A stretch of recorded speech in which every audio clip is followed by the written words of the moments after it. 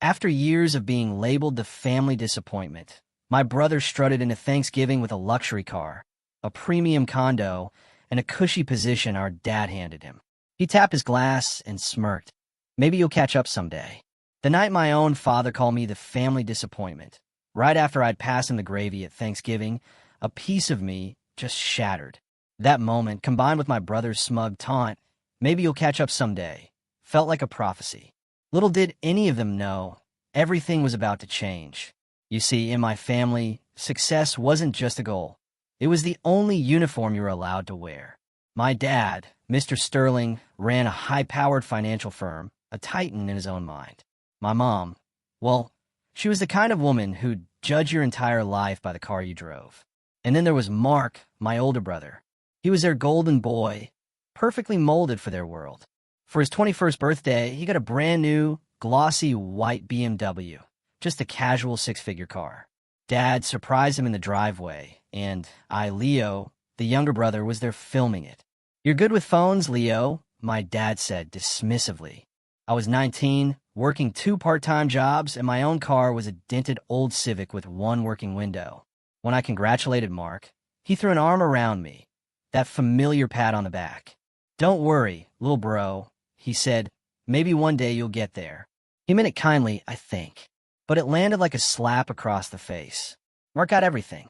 A fully paid-for condo downtown, a cushy job at Dad's firm right out of college, a $5,000 watch for graduation. Me? I wasn't even invited to his graduation dinner. Mom said it was more of a business networking thing, and I probably wouldn't fit in. That was my life story, always standing just outside the frame, never quite fitting. As I got older, the digs got subtler, sharper. When I dropped out of college to start my own business, they called it a phase. When it inevitably failed, Dad sent me an article titled, "Why Most Startups Collapse Within 2 Years," with a delightful caption, "Interesting read." Mom would tell her friends I was still figuring things out, which was her polite way of saying unemployed. At family gatherings, Mark would chime in, "Hey, Leo, how's that next big idea coming along?" It was always followed by his girlfriend, Chloe's giggle, and my mom's pitying glance. I learned to laugh it off. Arguing only confirmed their narrative. Bitter, sensitive, unsuccessful Leo.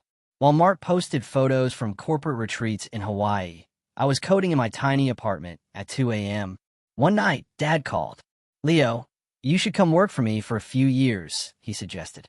"Learn something real." I politely declined. "Suit yourself," he grunted, hanging up. I heard the disappointment in his voice. Not anger, just that quiet, condescending pity that cut deeper than any shout ever could. The real turning point started a few months before that fateful Thanksgiving. I've been quietly working on a small tech platform. Nothing fancy at first, just a tool to automate customer data for local businesses. But it grew faster than I expected. Suddenly, investors were calling. I didn't tell my family, not because I wanted to hide it, but because I knew exactly how it would go. They'd either mock it or, worse, offer patronizing support, waiting for it to fail. I wanted to build something on my own terms, something real, without the constant shadow of my dad's firm or Mark's perfect resume. By then, I'd stopped showing up for most family events. But that year, Mom insisted. "It's been too long," she cooed. "Mark's bringing his new girlfriend, and everyone's excited to see you." The way she said everyone sounded rehearsed. I almost said no, but a small, hopeful part of me, the part that still wished they'd finally see me as more than a disappointment, said yes. Dinner was at the Grandview Estate, a country club straight out of a magazine, where napkins were folded into swans and waiters wore white gloves. I arrived early, wearing the only blazer I owned, slightly wrinkled from sitting in my car. My family was already seated at a long table. Mark waved, grinning. "Look who decided to show up. The prodigal son returns." Everyone laughed. I forced a smile and sat down. "Don't let it get to you," I told myself. Not tonight. But the old routine began almost immediately. Dad quizzed Mark on quarterly performance. Mom complimented Chloe's elegant taste, then casually, "So, Leo, what are you doing these days?" I kept it simple. "Still working on a few tech projects." Dad raised an eyebrow. "Tech projects?" he repeated, as if it were a foreign language. So no real job yet? Mark chuckled. Hey, he's an entrepreneur, Dad. That's what they call it now when you don't have a paycheck. Everyone chuckled again. The familiar burn rose in my chest, but I forced a smile. Something like that, I said. Mom patted my hand gently, like comforting a child. We're proud of you for trying, dear. Not everyone's meant to take the easy route. The dinner continued, a symphony of little jabs disguised as humor. As the wine flowed, the comments got looser. Mark launched into a story about how Dad had taught him everything about business, how some people just aren't wired for success. Then came the toast, the moment that branded itself into my memory. Mark stood, glass raised, his voice carrying across nearby tables. Here's to family, he announced. And to my brother Leo. Maybe someday you'll catch up. Laughter rippled. My hand tightened around my glass, but I said nothing. I just looked at him, at all of them, and smiled. A real smile this time, though they didn't know why. 15 minutes later, as dessert was being served, the giant TV above the bar flickered. The sports channel cut to breaking news. Local business headlines. Tech startup acquired for $40 million. The anchor said, founded by local man Leo Sterling. I barely heard the rest.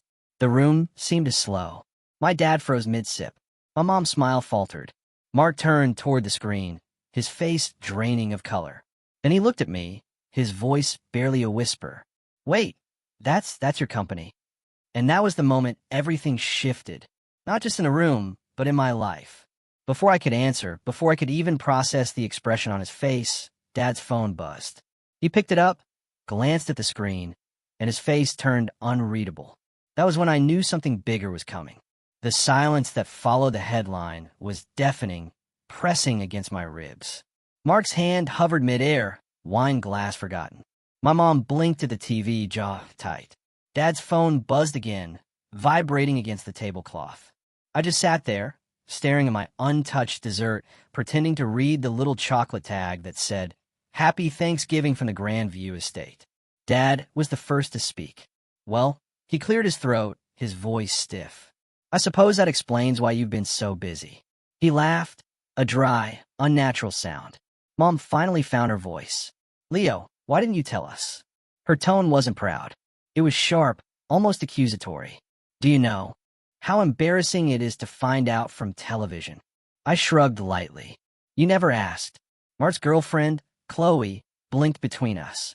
Wait, she said, pointing at the TV, still looping the headline. You're that Leo Sterling, the one who founded Novatech. I nodded once. Mark still hadn't said anything. He stared at me like he just realized I was speaking an alien language. You built that, he finally muttered. I thought you were still, freelancing or something. Yeah, I said, keeping my tone calm. It started small, took a few years, but it worked out. Dad leaned back, eyes narrowed. Worked out, he repeated, almost mocking. So, you made a deal behind our backs and didn't think your family deserved to know? That stung. It wasn't behind anyone's back, I countered. I just didn't think it mattered to you. You've all made it pretty clear I'm the black sheep. Mom gasped quietly, hand her chest. Oh, don't be dramatic, Leo. You've always taken things so personally. Mark finally found his footing. This is unreal, he said, shaking his head with a small laugh. So what now, huh? You're the big shot. You're gonna rub it in our faces? I looked at him at that smug half-smile, trying to mask whatever panic was bubbling underneath. No, I said. I was just here for dinner. But even as I said it, I could feel the room shift. People at nearby tables were whispering.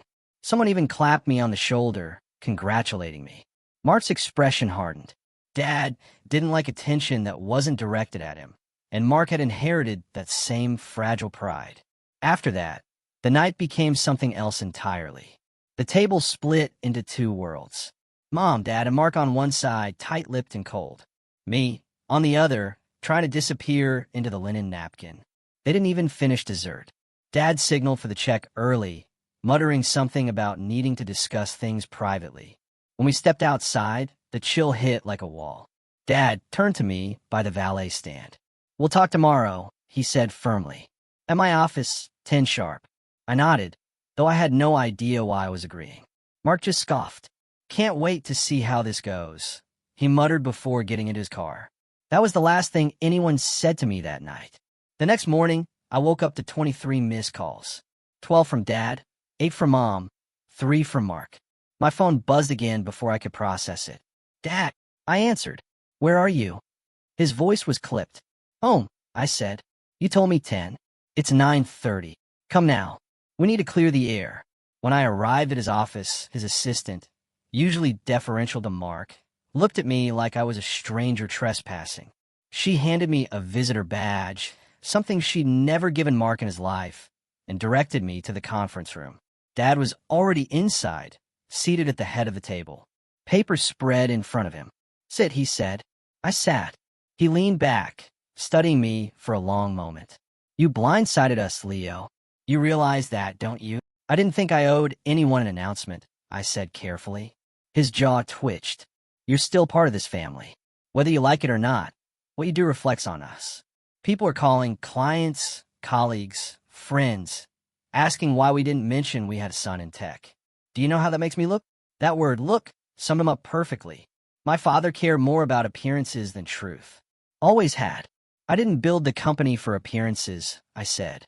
It's not about you. His eyes went cold. Everything you do is about me. You carry my name, my reputation.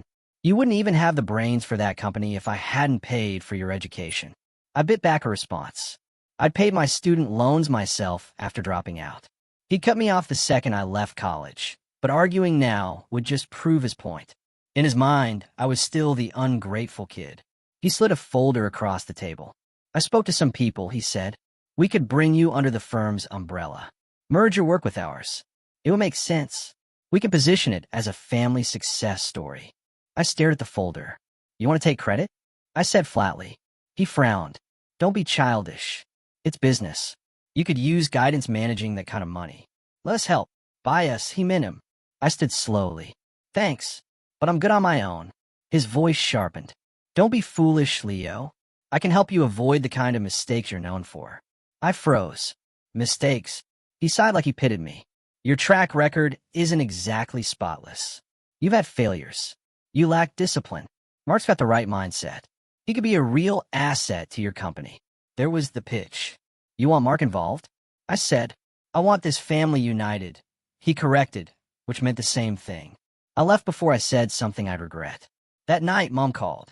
Her voice was sugar over vinegar. Honey, your father just wants what's best. He's worried you're in over your head. I'm fine, Mom. I know, sweetie, but $40 million is a lot to handle. Maybe talk to Mark. He's got experience with these things. I laughed quietly. You mean Dad handles everything for him? She sighed. Leo, you always assumed the worst. But I wasn't assuming. I lived it. Every time Mark stumbled, Dad cleaned it up. When Mark lost $60,000 in bad investments, Dad called it a learning opportunity. When I missed one rent payment years ago, Dad called it proof you're not responsible. For the next week, my phone wouldn't stop ringing. Mark sent me a long text about joining forces and doing something big together. I ignored it. Then came the dinner invite from Mom, just to talk things through. Against my better judgment, I went. Dinner was at their house, the same one filled with pictures of Mark's graduation, Mark's awards, Mark shaking hand with Dad's business partners. There was exactly one photo of me, shoved on a side table, half-cropped out of family shot. Mark greeted me with a wide smile that didn't reach his eyes. Hey man, look at you, Mr. Big Deal. He clapped my shoulder a little too hard. Hey, I said, sitting down. Dad didn't waste time. Your brother's got a proposal, he announced. Mark leaned forward. So here's the idea. You got the tech. I've got the connections. We can scale this thing tenfold. I bring in clients, investors, infrastructure. You handle the product. Equal partners.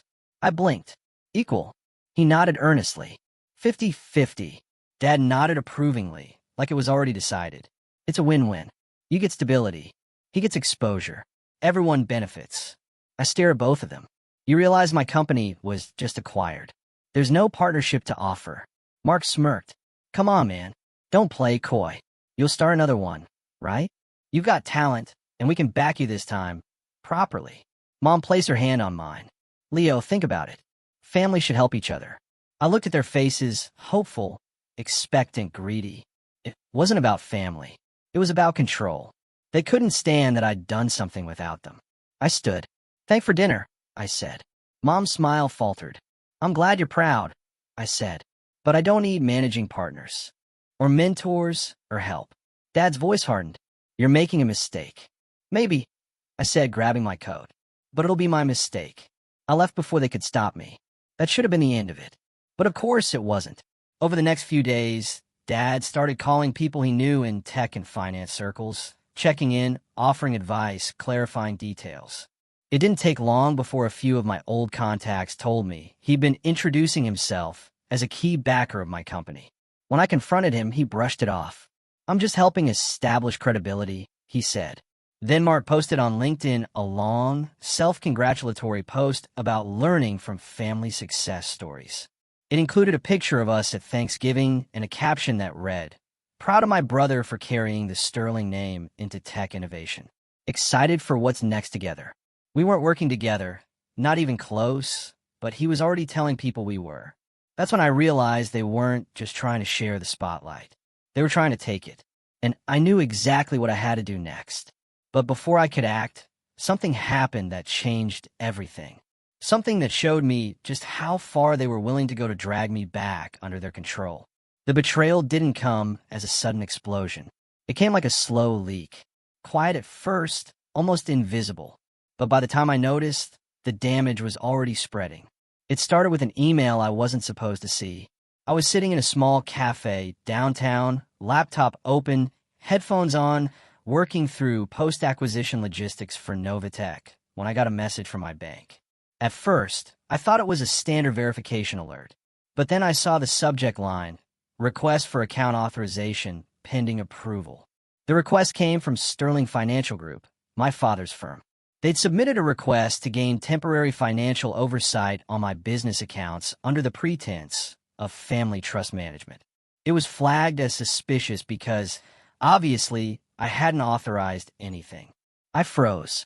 My coffee went cold while I reread the message 5 times, hoping I was misunderstanding it. I wasn't. The document attached even had my father's digital signature and a note that said, "Leo Sterling, beneficiary oversight under family fiduciary authority." Beneficiary, the word made my stomach turn. They were trying to legally classify my company earnings under the Sterling Family Trust, the one I'd been excluded from years ago. It wasn't just overreach. It was a full-on attempt to seize control. I called my father immediately. He picked up on a second ring, his tone as calm as ever. "Leo, good timing. I was about to call you." "What is this?" I asked, my voice shaking. "You tried to access my business accounts." He sighed like I was overreacting. "You're misinterpreting things. It's a standard oversight process. We're trying to help you manage your assets responsibly." "I didn't ask for help," I shot back. "Leo," he said sharply, $40 million isn't a toy. You're young, impulsive, and inexperienced. If you make one bad investment, it all disappears. We're just protecting what's ours." "What's yours?" I repeated slowly. He hesitated for just half a second, enough to tell me he knew what he'd said. "You're part of this family," he said finally. "That means you represent the Sterling legacy. The company's success reflects on us. It doesn't belong to you. You wouldn't even be here without us." That was it. I hung up before I said something that would burn every bridge left. But it didn't stop there. Over the next few days, weird things started happening. My accountant called, confused, asking why there were duplicate inquiries on my tax documents. My lawyer mentioned that someone had tried to request information about my non-disclosure agreements from the acquisition firm. Someone else, anonymous, had even contacted one of the venture capital groups I'd worked with, asking if I'd ever mishandled funds. The pattern was obvious. My father and brother were trying to dig their way in through back channels, probably hoping to find something they could use as leverage. It all came to a head a week later when I got invited to what I thought was a networking brunch at a hotel downtown. The email looked legitimate, signed by one of Dad's old business acquaintances, a man named Robert Green. I almost declined, but curiosity got the better of me. I should have trusted my gut. When I arrived, I spotted them immediately. Dad, Mom, Mark, and Robert, all seated at a private table in the corner. The moment I saw my father's expression, that smug half-smile, I knew I'd walked into a setup. "Leo," Dad said, standing to greet me like this was some family reunion. "Glad you could make it. What's going on?" I asked, scanning their faces. "Sit down, son," he said. "We need to clear the air." Robert smiled politely, but he looked uncomfortable. Mark leaned back in his chair, arms crossed, smirking. Mom reached for my hand. "Please, Leo, just listen." Dad started with a speech that sounded rehearsed. "We all made mistakes in how this was handled, but we have an opportunity to set things right, to work as a family. Robert here has been advising us on how to structure a joint trust. You'd maintain control over your company earnings, of course, but under family oversight. It's cleaner that way." I felt my pulse spike. "You mean you control it?" Dad shook his head, smiling thinly. "Not control, guide. You'd still be the face of it. Mark would just manage the financial aspects. He's good at that." Mark grinned. "It's just numbers, bro. You focus on the tech. I'll handle the boring stuff." I looked at Robert. "And you're helping them with this?" He shifted uncomfortably. "Your father presented it as a family consensus. I assumed you were aware." My voice dropped. I wasn't. Dad's tone hardened. "Don't be naive, Leo. You're in over your head. You don't understand how these things work." Mom chimed in softly. "Honey, your father's just trying to protect you. You've always been so independent, but independence doesn't mean isolation." Mark chuckled under his breath. "Yeah, man. Don't make this harder than it has to be." That's when something in me snapped. Not loudly, not dramatically, just quietly enough that I felt it in my bones. I stood up slowly. "You really think you could just take what I built because it makes you uncomfortable that it's mine?" Dad's face tightened. "Watch your tone." "No," I said, finally meeting his eyes. "For once, you watch yours." The air went heavy. Mom looked like she might cry. Mark rolled his eyes. "I'm not signing anything," I said. "And if you try to touch my account again, I'll make it public." Dad scoffed. "Don't threaten me, boy. You wouldn't dare embarrass this family." "Maybe you're right," I said. "Maybe I won't have to." I left. But even as I walked out, I could feel Mark's glare on my back like a warning. That night, the real betrayal hit. I was at home, half asleep, when my phone exploded with notifications. Dozens of messages, emails, and calls. My business Slack was going crazy. A client had posted on social media, tagging me directly. Disappointed to learn about the internal misconduct at Novatech. "Hope this isn't true, Leo." My stomach dropped. I opened my laptop and saw it. A leaked document thread online, supposedly exposing how I'd falsified company data before the acquisition.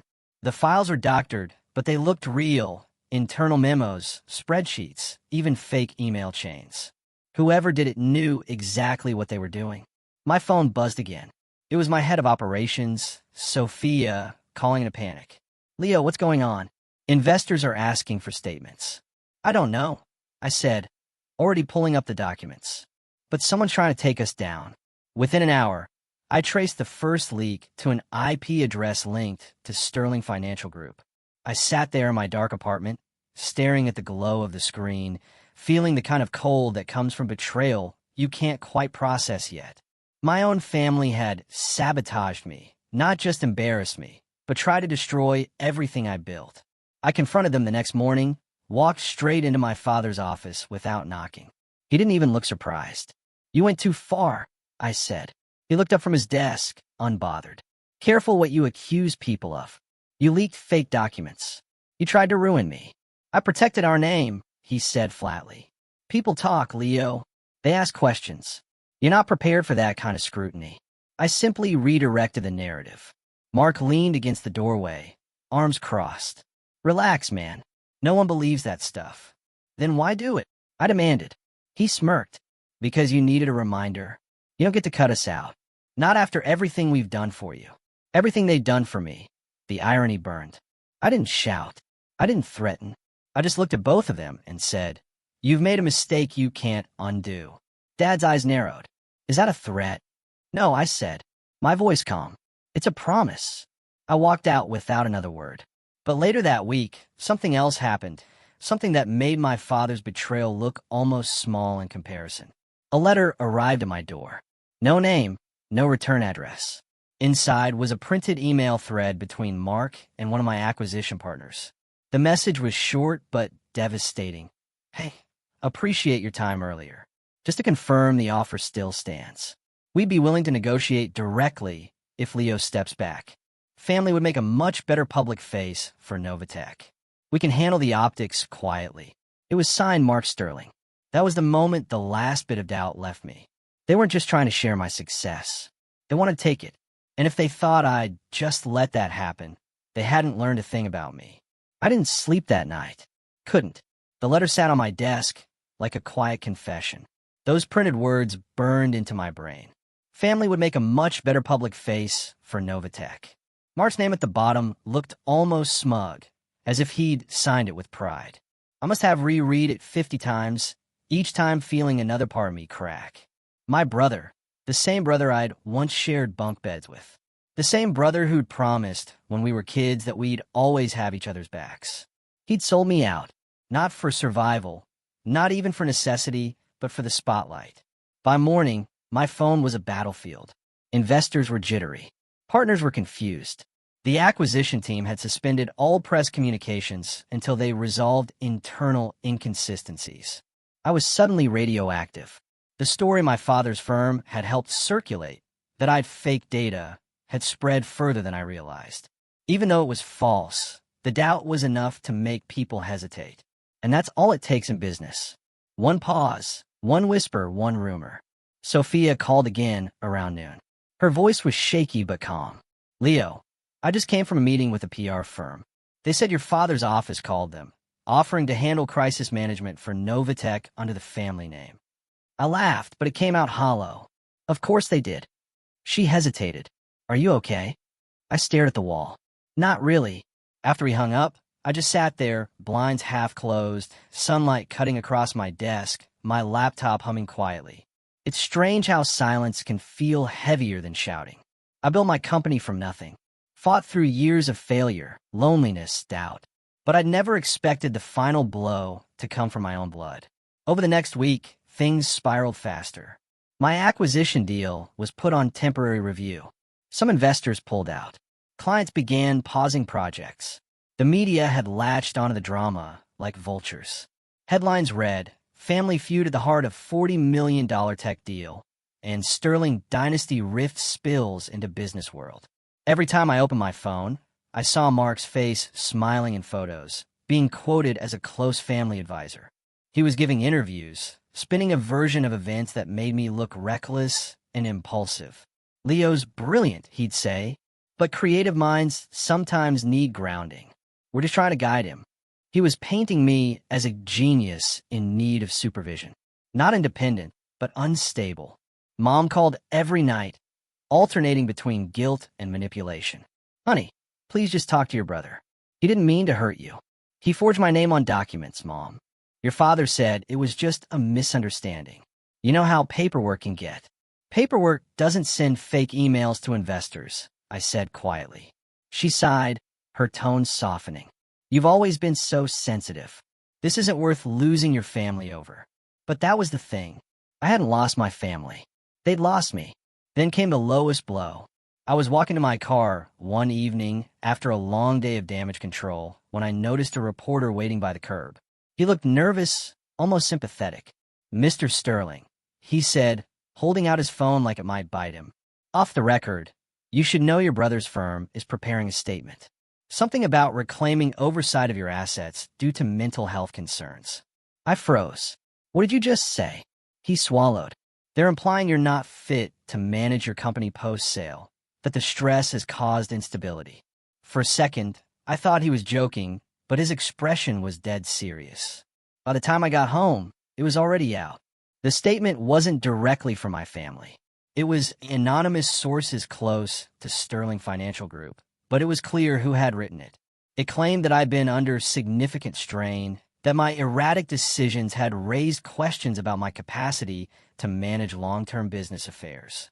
It was calculated, designed not to destroy me outright, but to make people second-guess me. That's worse. The next day, the acquisition company froze the final payment transfer, pending an independent review.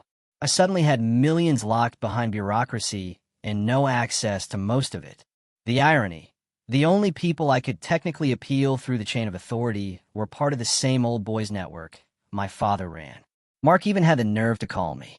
"Hey man," he said casually, as if nothing had happened. "You're blowing this out of proportion. You should have just worked with us. None of this would have happened. You forged my name, spread lies, and now you're questioning my sanity," I said quietly. "You think this is just business? You always make things emotional. Look, Dad's right. You need structure. You're not built for this kind of pressure." Something inside me cracked then, but not in the way they wanted. I didn't yell. I didn't argue. I just said, "Thanks for the clarity," and hung up. That was the moment I hit rock bottom. Not because I'd lost money or status, but because I finally accepted that there was nothing left to say between us. The illusion of family was dead. I disappeared for a while after that. Stopped answering calls. Stopped showing up to meetings. I rented a small cabin 2 hours outside the city. No Wi-Fi, no reporters, no noise. Just me, my laptop, and the weight of everything I'd built slipping through my fingers. The first few days were numb. I'd wake up late, stare at the ceiling, make coffee, and sit on the porch, watching the same pair of birds hop along the fence. There was something calming about the stillness, even if it felt undeserved.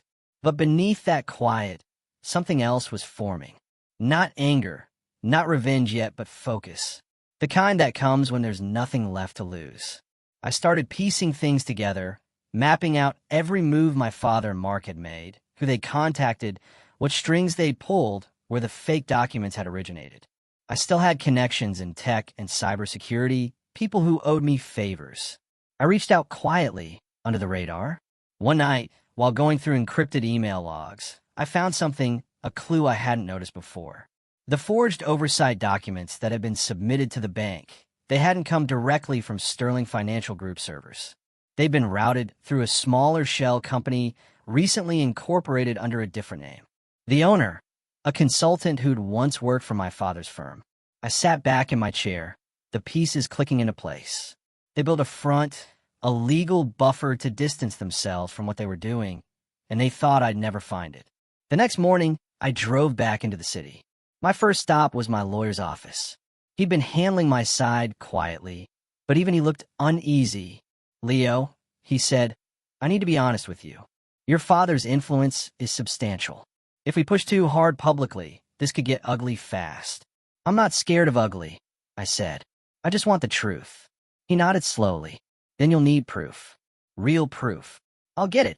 Over the next few weeks, I worked in silence. No social media, no public statements. I let them think they'd broken me. Meanwhile, I was collecting digital fingerprints, tracing money transfers, building a trail of evidence, so clean it could cut glass. But it wasn't just about the company anymore. It was about reclaiming my name, my autonomy, my dignity. One night, I was in that same cabin, surrounded by printouts, when my phone buzzed. A message from an unknown number. "You shouldn't have gone digging, Leo. Some things are better left buried." No signature, but I didn't need one. I looked at the screen for a long time, then turned it off and set it face down on the table. For the first time in months, I felt something sharp in my chest. Not fear, but resolve. Because now it wasn't just business. It was war. And the people who had once called me the family disappointment had no idea how much damage disappointment could do once it stopped caring about their approval. It's funny how rock bottom sharpens you. When you've lost everything, reputation, trust, family, what's left is clarity. Cold, ruthless clarity. I didn't rush my comeback. I wanted to burn slow, quiet, deliberate, the way a fuse crawls before it reaches the dynamite. The first thing I did was rebuild my footing. I didn't try to fight the headlines or argue online. I learned something from watching my father operate. People forget noise, but remember proof. So, I started with what I could control. I called Sophia. She sounded hesitant at first, probably wondering if I was about to announce I was quitting. "Leo, it's been weeks. How are you?" "I'm fine," I said, though that was a stretch. "Listen, I need your help with something. Off the record." There was a pause. Then, "I'm listening." Over the next hour, I laid everything out. The fake financial oversight request, the shell company tied to my father, the leaked emails, Mark's attempt to negotiate behind my back. I didn't tell her about the anonymous text. Not yet. Sophia was quiet for a long time. Then she said something that stuck with me. They made one mistake. What's that? They underestimated you. That single line flipped a switch in me. We started small, reclaiming control over what they'd taken. Sophia reached out to key clients one by one, under the radar, assuring them the allegations were being investigated. I hired an independent auditor to verify every shred of Novatech's financial history. Within a week, the auditor's report came back. Everything was clean. No data manipulation, no fraud, nothing but excellence. That gave us leverage. Not enough to restore the acquisition yet, but enough to plant doubt about my father's concerns. Next, I met with an old friend, Daniel, a cybersecurity expert I'd helped years ago when his startup almost collapsed. He owed me one. When I told him about the forged documents and the shell company, he grinned. You want me to find who really did it? I want you to make it undeniable. For 2 weeks, Daniel dug into the digital mud. Every night, he'd send me updates. IP traces, VPN logs, server timestamps, the works. It was a ghost hunt until one night he called me, excitement in his voice. Got something? You're going to like this. He traced the origin of the forged documents to a laptop registered under Sterling Financial's network, specifically Mark's credentials. But here's where it got interesting. The files were uploaded from a remote connection during business hours, when Mark was supposedly off-site meeting clients. Meaning he tried to cover his tracks by bouncing through the firm's proxy, but Daniel had pieced it back together. It was enough not to take them down yet, but enough to start planning how. Meanwhile, something else started to happen. The narrative began shifting. A tech journalist who'd covered my acquisition months earlier reached out privately. I've heard whispers about what your family's been doing. If you're ready to talk, I'll listen. I didn't respond right away. Timing mattered. I wanted all the dominoes in place first. Then came the call I'd been waiting for. The acquisition company's legal division. Mr. Sterling, the attorney said, the review is complete. Your name has been cleared. We'll proceed with the final disbursement this week. I didn't celebrate, not outwardly. But when I hung up, I sat in my car for a long time, just breathing. That was the first real victory, not just for me, but against them. But I wasn't done. Once the funds were released, I made a few quiet moves. I opened a new holding company under a different name, Vidian Holdings. No ties to the Sterling family. No familiar executives. I transferred assets, patents, and rights connected to my upcoming projects there. It was airtight, legal, and invisible. Then I started my next venture. I called it Synapse AI, an AI platform that automated back-end infrastructure for startups. It was exactly what I wished I'd had when I was building Novatech. Within 3 months, early investors were lining up. Within 6, it was already valued at $10 million privately. I made sure no public filings mentioned my last name. While I was rebuilding, Mark was busy imploding. His guidance narrative was losing traction. Without my silence to fuel it, the press started digging. A few journalists noticed discrepancies in his story, conflicting timelines, self-contradicting claims. Then one outlet published a piece highlighting possible misconduct within Sterling Financial's PR outreach related to Leo Sterling's defamation. I didn't even have to do anything. Their own arrogance was eating them alive. Still, I wanted more than vindication. I wanted distance. So I moved, sold my apartment, and bought a penthouse downtown under Vidian Holdings. Floor-to-ceiling windows, minimalist furniture, silence that felt earned, not empty. I poured myself into Synapse AI, working late nights, refining systems, mentoring new developers. I found purpose again, not in proving anyone wrong, but in building something that wasn't tainted by their shadow. And yet, as my success grew, so did their desperation. Mom started leaving voicemails. First gentle, then pleading. Honey, please call your father. He's worried about you. Worried about me. The irony made me laugh. Then Mark texted me out of nowhere. We should talk. Things are getting messy here. I ignored it. 2 days later, I got an email from one of Dad's old business rivals, a man named Arthur Vance. He congratulated me on Synapse AI and attached a short note. I've heard what your family tried to do. If you ever need leverage, let's just say I have a few old skeletons from your father's closet that might interest you. I didn't respond to that either, but I saved the email. Not because I wanted revenge, Not yet, but because it was proof that the tide had turned. For the first time, people weren't looking at me as the disappointment. They were looking at me as the wild card, the one who broke free. I even started getting invitations, tech conferences, speaking events, interviews. I declined most, but eventually I said yes to one. A private leadership summit hosted at the same country club where my family's Thanksgiving dinner had taken place. The irony was poetic. When I walked into that room months later, I wasn't the outcast with a wrinkled blazer. I was the keynote speaker. They introduced me as Leo Sterling, founder of Novatech and CEO of Synapse AI. I didn't correct them about the last name. Not yet. The speech went perfectly. I talked about resilience, innovation, and what it means to build something when no one believes in you. But halfway through, I caught movement near the back. A familiar face, Mark, standing by the door, arms folded, pretending to be casual. Our eyes met for a second. He smiled, that same fake, confident smile I'd grown up with. But there was something different this time. It wasn't arrogance. It was discomfort. After the speech, he cornered me near the bar. "Didn't know you'd be here," he said, trying to sound light. "Guess you didn't check the guest list." He laughed awkwardly. "You've been busy. Synapse AI's all over the news. Impressive stuff." I didn't reply. He shifted, his tone softening. "Look, things at Dad's firm, they're not great. He's under investigation. Some client losses. A few bad trades. He's not handling it well." I sipped my drink. "That's unfortunate." Mark's jaw tightened. "Come on, man. You don't have to act like this. We're family, aren't we?" He exhaled, frustrated. "You can't seriously hold a grudge forever. You won. Isn't that enough?" I looked at him for a long moment, then said quietly, "You still think this was about winning?" He didn't answer. That night, I drove home in silence, city lights streaking past the windshield. I should have felt satisfied, vindicated even. But deep down, I knew this wasn't over. They hadn't learned anything. They hadn't apologized. They hadn't even acknowledged what they did. Still, life was finally stable. Synapse AI was booming, my reputation restored, and the acquisition funds safely under my control.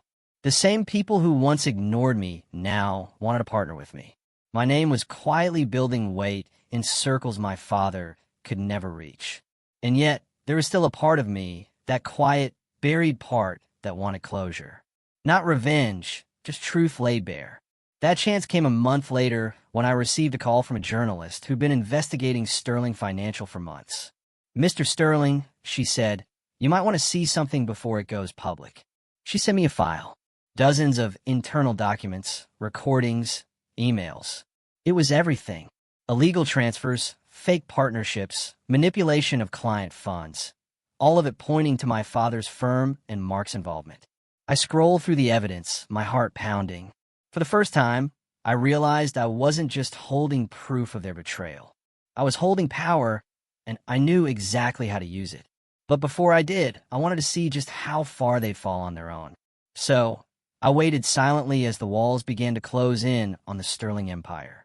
It started with whispers, then audits, then finally something that even my father couldn't buy his way out of, a federal investigation. When the investigation into Sterling Financial became public, I didn't have to lift a finger. News outlets that once ignored me were now plastering headlines across every feed. Sterling Financial under federal scrutiny for fraudulent activity. It was almost poetic. The same machine that had once chewed up my name was now turning on my father's empire. But I wasn't celebrating. Not yet. I'd learned to wait, to let people show how desperate they could get before the final push. Within a week, Mark called me. I let it ring twice before answering. "Leo," his voice cracked slightly. "You've seen the news." "I have." He exhaled shakily. "They're saying I doctored documents, that we falsified financials. You know that's not true." "Oh, I do," I said calmly. "I know exactly who falsified documents." There was silence, then a nervous laugh. "Okay, look, I made mistakes, but I didn't do that. It was Dad's idea. He said we had to protect the family name. I was just following orders." Mark always reverted to that. The obedient son defense. Convenient when things got messy. "I can't help you," I said. "You made your choices." "Leo, please," he said, desperation bleeding into his tone. They're coming for me now. I need you to talk to your contacts, the tech press, the auditors. Tell them I had nothing to do with it. I stared out my window, city lights glinting like cold stars against the skyline. You didn't have a problem using my name when it suited you, I said quietly. Now you want me to clean yours? Come on, man. You're not really going to just watch me go down. I'm not watching, I said. I'm remembering. I hung up, but I wasn't done. His panic gave me something I've been waiting for. Timing. If Mark was breaking, that meant Dad was cornered. And when men like my father feel cornered, they start making sloppy moves.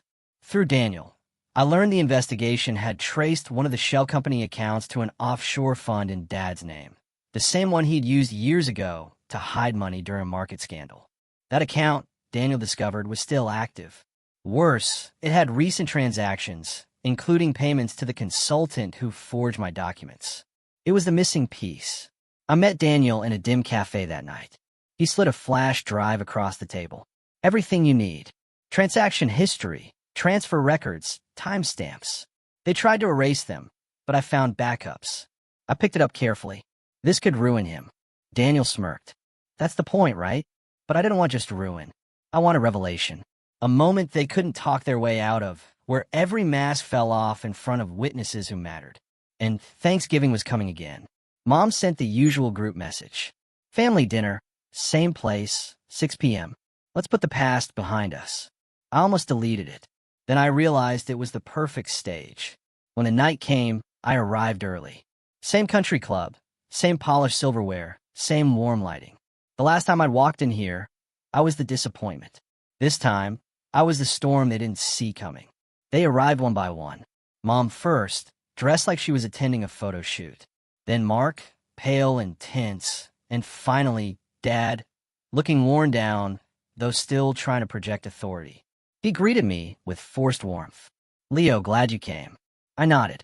Wouldn't miss it. We made small talk. It was brittle. Every word felt like it might shatter. Halfway through dinner, Mark finally snapped. Are you happy now? He asked, voice tight. You got what you wanted. The company's collapsing. Dad's reputation is shot. My career's done. I set my fork down. You did that yourselves. Dad's tone sharpened. Don't take that tone with your brother. He's paid enough for your grudge. My grudge. I said softly. You framed me. You stole from me. You tried to bury me. And now you want pity. He leaned forward, eyes cold. You're still bitter. You think success makes you righteous. You wouldn't even have that success if it weren't for this family. I smiled slightly. Funny. I used to believe that, too. Then I pulled out my phone, opened a file, and slid it across the table. It was Daniel's compilation. Timestamped bank records, emails, offshore transfers, everything. Dad's expression froze. Mark leaned in and went white. Mom just whispered, "What is this?" "Proof," I said simply. "Every transfer, every forgery, every payment tied to your consultant. It's all there. You didn't just break the law. You tried to drag my name through it, too." Dad's hand trembled slightly, though he tried to hide it by folding his napkin. "You think this will help you? You're as much as sterling as we are. If this comes out, your name's in it, too." I leaned back. "No, Leo Sterling is done. Everything I own now, my company, my assets, they're under Vidian Holdings. Clean, independent, untouchable. You taught me to cover my tracks. I just learned better." Mark looked at me like he'd seen a ghost. "You planned this," he whispered. "For a while," I said. "You wanted control. You wanted the family name to mean something again." I paused. "Well, now it will." Dad glared at me, fury barely contained. "You wouldn't dare expose your own father." I looked him dead in the eye. "You stopped being my father when you tried to destroy me." For a long time, no one said anything. The only sound was the soft hum of the dining room and the distant clink of glass. Then I stood. "You should probably call your lawyer," I said. "Because tomorrow morning this goes to the investigators. All of it." Mom grabbed my arm. "Leo, please don't do this. You'll ruin us." I paused. "You ruined me first." Then I walked out. The next morning, I didn't send the file.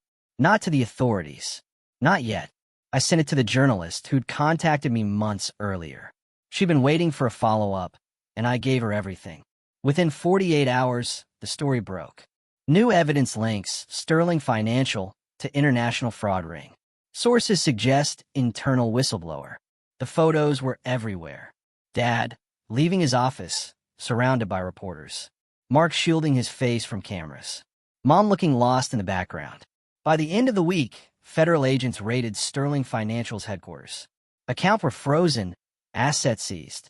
Mark was named as a cooperating witness, which told me he turned on Dad the second things got bad. Typical. I didn't make any public statement. I didn't need to. The truth spoke louder than I ever could.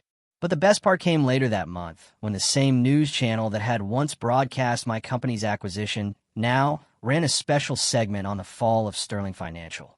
The reporter ended with a line that almost made me laugh. Ironically, the family's estranged son, tech entrepreneur Leo Sterling, appears to be the only member who emerged unscathed and more successful than ever. I turned off the TV, sat back in silence, and let that sentence settle. They'd spent years calling me the disappointment. Now, I was the only thing left standing with the Sterling name, and the world finally knew why. But what they didn't know was that I wasn't done yet, because I just received a letter, not from a lawyer, not from a journalist, but from someone I hadn't expected to hear from again. A letter that would change what I planned to do next. The letter came on a gray December morning, slipped under my apartment door without a return address. The envelope was plain, the handwriting careful but trembling. I recognized it immediately. My mother's. For a moment, I thought about throwing it away, but curiosity won. Inside was a single page. Her words were short, uneven. Leo, your father's been charged. They came to the house last night. Mark gave them everything to save himself. He's under investigation, too. I don't expect forgiveness, but I needed you to know that we never stopped loving you. We just didn't understand you, and now it's too late. I hope you find peace. Please don't come here. It's better if you remember us the way we were before all of this. Love, Mom. I set the letter down and stared at it for a long time. There was no satisfaction in it. Not the kind you see in movies. Just quiet, heavy final. A few days later, the verdicts began rolling in. My father's empire collapsed publicly and painfully. He was found guilty of fraud, tax evasion, and obstruction of justice. The same financial press that had once worshipped him now picked apart every lie he'd built. Reporters described how he'd used his firm to manipulate markets and cover illegal transfers, and how the cover-up began when he tried to protect his family's image. Mark wasn't spared either. He struck a deal to avoid prison, but his career was finished. Every major financial institution cut ties with him. He moved out his downtown condo. His name scrubbed from company registries. His once lavish life reduced to a series of apologies no one cared to hear. Mom disappeared from the public eye. She sold the family home quietly and moved out of state. I didn't hear from her again, though sometimes I caught myself wondering if she'd ever found peace. As for me, the irony was I didn't have to lift a single finger once the truth came out. Everything they'd used against me became their undoing. The documents they forged, the lies they spread, the arrogance that made them believe they could control everything. It all came back around perfectly, almost poetically. The night my father's sentencing aired on the news, I sat alone in my office, the city glowing beneath the window. The reporter's voice droned softly in the background. Former financial executive Mr. Sterling sentenced to 12 years in federal prison. His son Mark Sterling has entered a plea agreement and is cooperating with investigators. I muted the TV. For the first time in my life, there was no anger left, no noise, just clarity. The kind that comes when you finally stop needing approval from the people who never wanted you to succeed. I walked to the window and looked out over the skyline. The same city where they'd once laughed at me, where I'd been the family disappointment. Down below, the headquarters of my company glowed with the logo I'd built from scratch. Synapse AI. My name wasn't even on the building, and I liked it that way, because I didn't need anyone to know who I was anymore. The people who mattered already did. A few weeks later, I visited the Grandview estate one last time. Not for dinner, not for nostalgia, just to see it in daylight. The place was almost empty. The same room where Mark once raised a glass and said, "Maybe someday you'll catch up." I sat at the same table, ordered a drink, and smiled to myself. The waiter asked if I was waiting for someone. "No," I said, just remembering something. I stayed for a while, then left the check on the table with a note scribbled on the back. Nothing poetic, nothing cruel, just one line. Guess I finally caught up. And as I walked out into the winter air, I realized something I never had before. Revenge wasn't about watching them fall. It was about finally standing tall without needing them to see it. That was the real victory. That was the end of being the disappointment.